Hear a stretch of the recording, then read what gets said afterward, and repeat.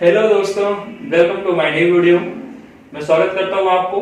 आज का टॉपिक जो हमारा है राष्ट्रपति की शक्तियां में।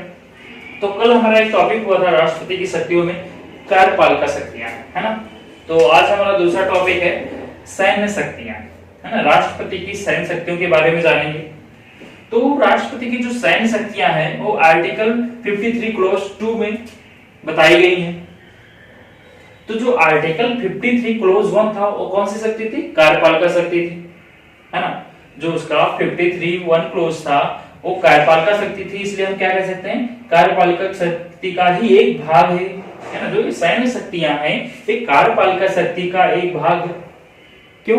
क्योंकि आर्टिकल 53 क्लॉज 1 कार्यपालिका शक्ति के बारे में बताता है और आर्टिकल 53 क्लॉज 2 सैन्य शक्तियों के बारे में बताता है। तो हम कह सकते हैं कि कार्यपालिका शक्ति जो है वो सैन्य शक्ति का एक भाग है, ठीक है।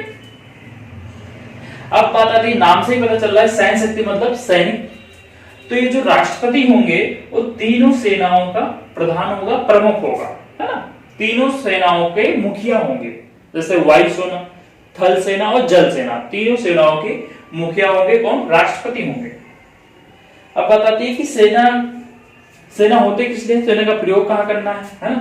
तो सेना का प्रयोग राष्ट्रपति जब युद्ध होगा या देश में शांति के लिए, युद्ध हो, शांति और किसी चीज के लिए भी कर सकते हैं, ETC, है ना।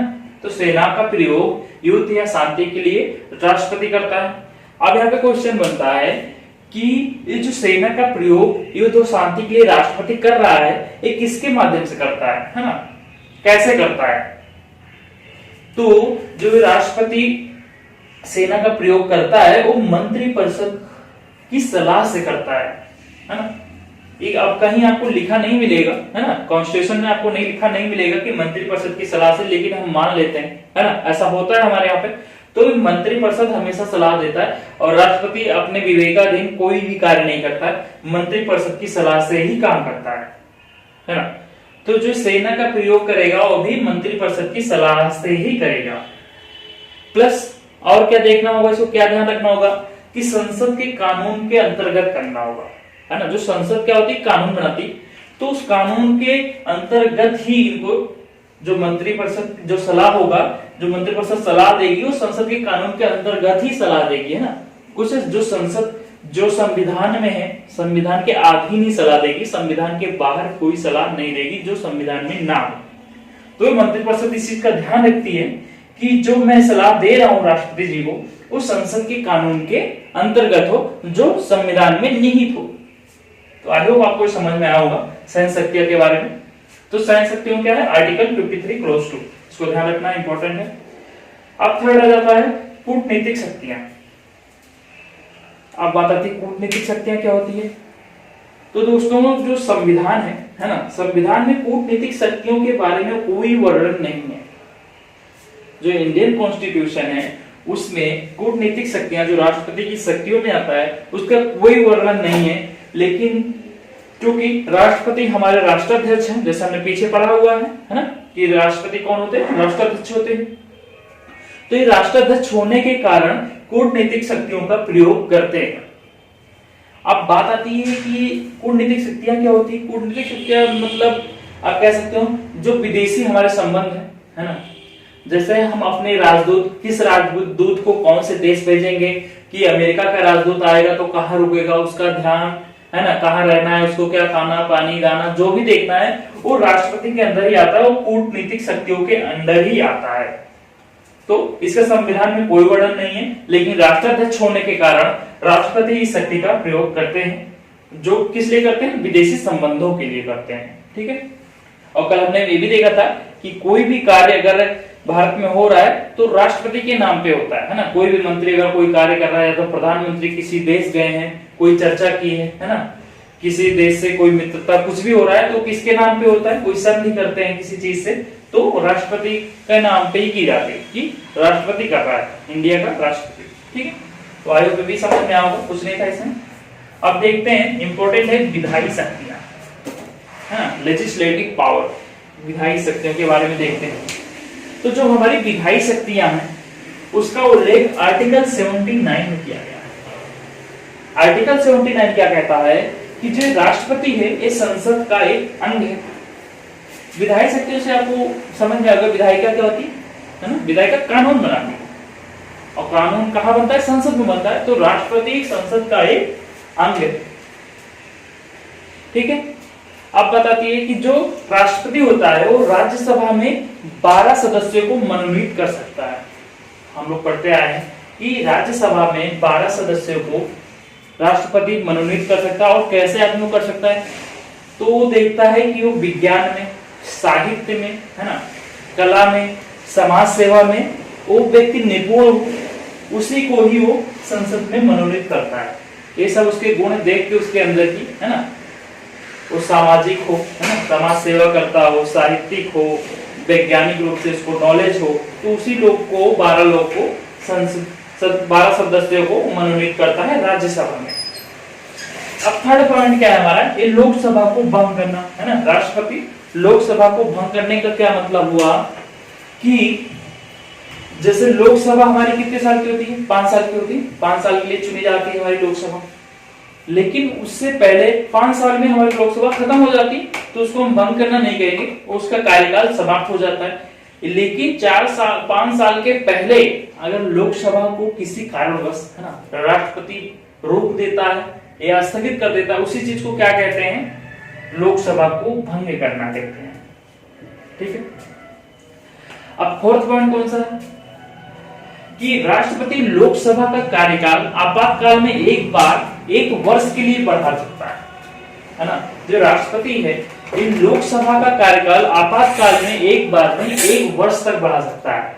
अब ऐसा क्यों होता है, मान लीजिए अब किसी राज्य में, है, किसी राज्य में चुनाव की डेट नहीं आ रही हो, किसी कारणवश चुनाव में लेट हो रहा है ना, चुनाव होने में देरी हो रही हो, तो राष्ट्रपति क्या कर सकता है, आपातकाल में वो जो लोकसभा का कार्यकाल है वो 1 साल के लिए, एक बार में 1 साल के लिए वो बढ़ा सकता है। और कैसे बढ़ा सकता है, तो संसद की विधि के अधीन, संसद जो कानून बनाता है, संसद कानून बनाने के बाद ही वह 1 वर्ष के लिए बढ़ा सकता है और वो आगे भी बढ़ा सकता है। ऐसा नहीं कि 1 वर्ष में एक बार ही बढ़ा सकता है, उसके बाद 1 वर्ष बीत जाने के बाद भी बढ़ा सकता है। लेकिन वो कैसे बढ़ा सकता है, संसद फिर से कानून बनाएगी उसके लिए, है ना।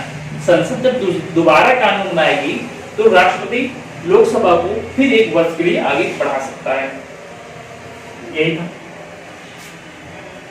आपातकाल के समापन के 6 माह तक यह विधि लागू रह सकती है। जैसे आपातकाल, जैसे 1 वर्ष के लिए लगा है ना, लोकसभा का जो कार्यकाल हो आपातकाल में राष्ट्रपति ने बढ़ा दिया, वो 1 साल बीत गया, फिर भी चुनाव नहीं हो रहे, कुछ देरी हो रही है, तो ये जो आपातकाल है वो जो कानून लगे हैं, जैसे राज्य में जो कानून चल रहे हैं, वो अगले 6 माह तक चलते रहेंगे, 6 माह के बाद ही समाप्त होगा वो कानून जो आपातकाल के दौरान राष्ट्रपति के द्वारा लगाया गया, ठीक है।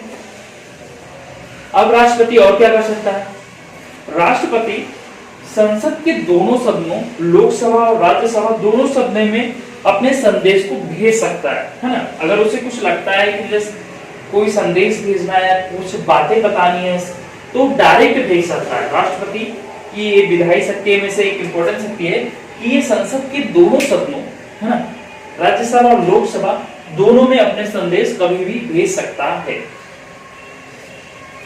अब है संसद के दोनों सदन में अभिभाषण देना।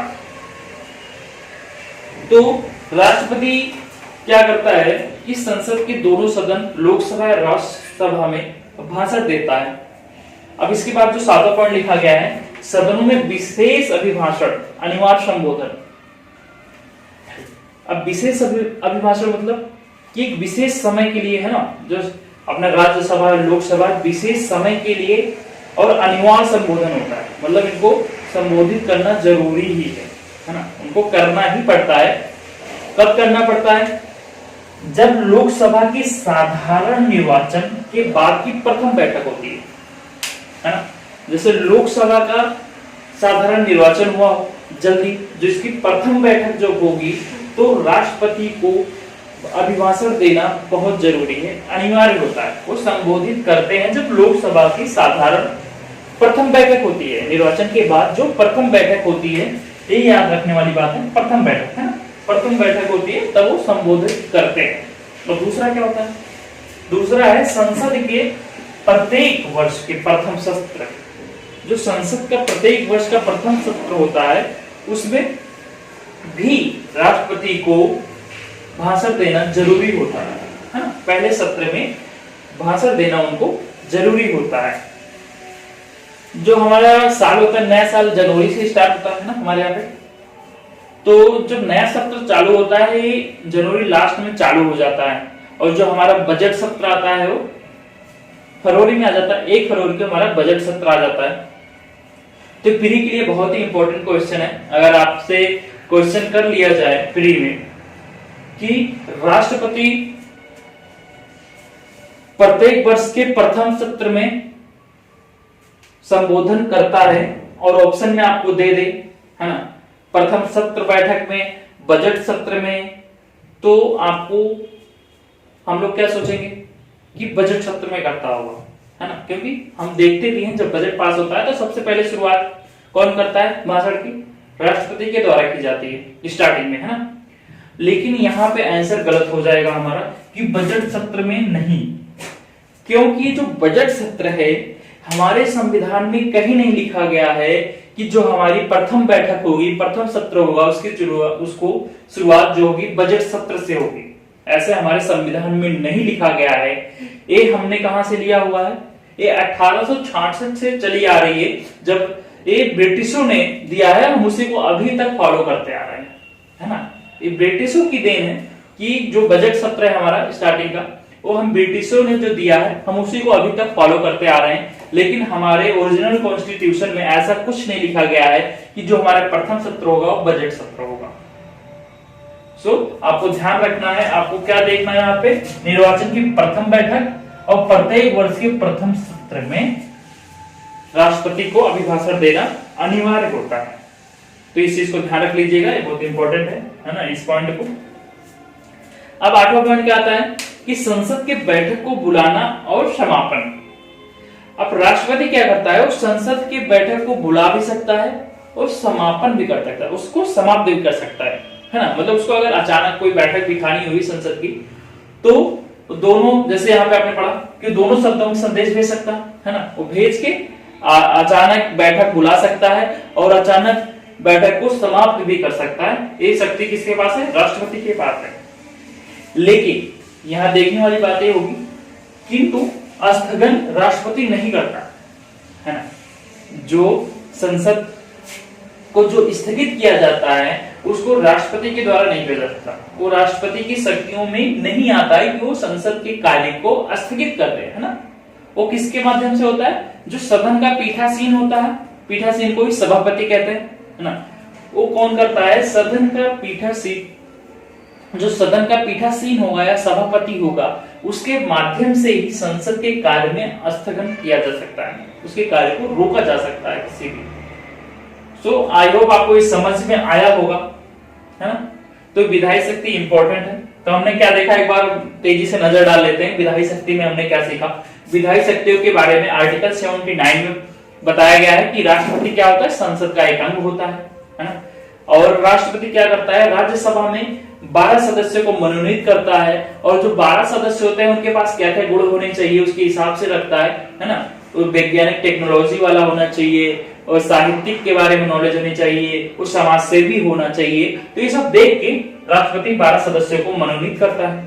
और राष्ट्रपति के द्वारा लोकसभा को भंग भी किया जा सकता है। जैसे मैंने बताया लोकसभा का कार्यकाल 5 साल के लिए होता है, लेकिन अगर उससे पहले, है ना, किसी कारणवश लोकसभा को रोकना पड़ जाए या खत्म करना पड़ जाए, उसी को क्या बोलते हैं? लोकसभा को भंग करना। वो किसके माध्यम से होता है? राष्ट्रपति के द्वारा किया जाता है। और राष्ट्रपति लोकसभा के कार्यकाल को 1 वर्ष में, है ना, एक बार में 1 वर्ष तक बढ़ा सकता है। और कैसे बढ़ा सकता है?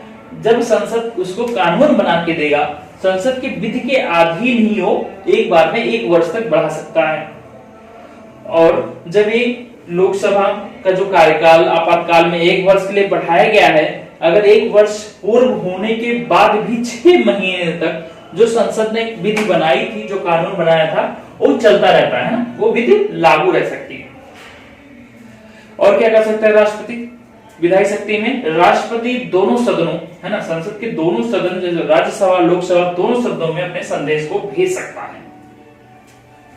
और राष्ट्रपति क्या करता है? संसद के दोनों सदनों में अभिभाषण देता है ना, उसको अभिभाषण देना होता है। और सदनों में विशेष अभिभाषण भी होते हैं राष्ट्रपति के, जो जिसको देना उनके लिए अनिवार्य होता है। वो कब होता है? पहला होता है कि जब लोकसभा, पहला कब होता है? जब लोकसभा की साधारण निर्वाचन के बाद प्रथम बैठक, यहाँ ध्यान देने वाली बात होती है, प्रथम बैठक जब होती है, साधारण निर्वाचन के प्रथम बैठक के बाद राष्ट्रपति को संबोधन देना, है ना, या भाषण देना बहुत अनिवार्य होता है। और दूसरी चीज क्या हम देखते हैं कि संसद के प्रत्येक वर्ष के प्रथम सत्र या प्रथम बैठक के बाद ही क्या करना पड़ता है? राष्ट्रपति को अभिभाषण देना होता है ना। संसद के प्रत्येक वर्ष के प्रथम सत्र में राष्ट्रपति को अभिभाषण देना आवश्यक होता है या अनिवार्य होता है। और इस प्रथम सत्र को हम बजट सत्र नहीं कह सकते। अगर आपको प्री में पूछ लिया जाए, है ना, कि बजट सत्र में राष्ट्रपति अभिभाषण देता है, तो नहीं कह सकते, है ना। उसको क्या ध्यान रखना हमको कि प्रथम सत्र में देता है, क्योंकि हमारे कॉन्स्टिट्यूशन में बजट सत्र का कोई भी नाम नहीं दिया गया है ना। बजट सत्र के बारे में नहीं बताया गया है। ये बजट सत्र हमने कहां से लिया हुआ है? अंग्रेजों से लिया हुआ है, ब्रिटिश से लिया हुआ है। हमारे देश में 1866 से चला आ रहा है, अभी तक हम उसको फॉलो करते आ रहे हैं। तो अगर आपसे पूछ लिया जाता है ना, कि प्रत्येक वर्ष के प्रथम सत्र या प्रथम बजट सत्र में अभिभाषण देना अनिवार्य है, तो कब अनिवार्य है? प्रथम सत्र में देना अनिवार्य है। ठीक है। अब एक क्या था हमारा? संसद की बैठक को बुलाना और समापन। तो राष्ट्रपति क्या कर सकता है? संसद को बैठक को बुला सकता है और उस बैठक को समाप्त भी कर सकता है, किंतु इसको स्थगित नहीं कर सकता, है ना। राष्ट्रपति संसद को स्थगित नहीं कर सकता। एक कार्य करता है, सदन का जो पीठासीन होता है, जो सभापति होता है, उसके द्वारा ही संसद को स्थगित किया जा सकता है। आई होप आपको समझ में आ गया होगा। अगर आपको समझ में आया होगा तो इस वीडियो को लाइक कीजिएगा, शेयर कीजिएगा अपने दोस्तों के पास। तो मिलते हैं कल इसी के अगले पार्ट में। अभी राष्ट्रपतिक शक्तियां चल रही हैं और आगे चलती रहेंगी। तो मिलते हैं कल नेक्स्ट वीडियो में। Thank you guys.